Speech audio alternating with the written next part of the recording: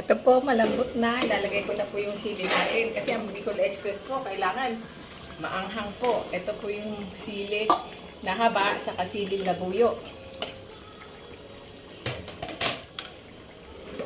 Depende po sa inyo kung gaano karami ilagay nyo, kung gaano kaanghang ang gusto nyo sa Bicol Express nyo. Ito na po siya.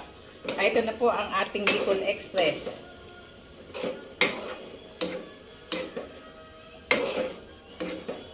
Hintayin lang po natin kumulong maigi para mas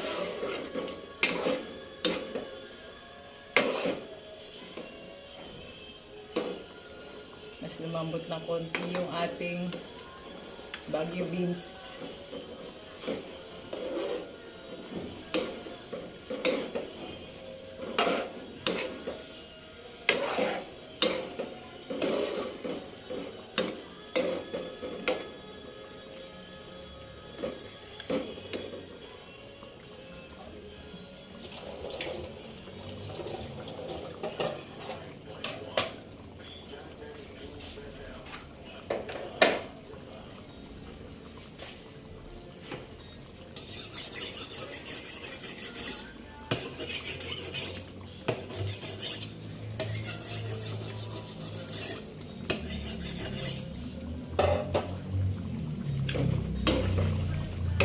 Very creamy po yung ating Bicol Express. Mas masarap po talaga kung hindi tinitipid sa coconut milk.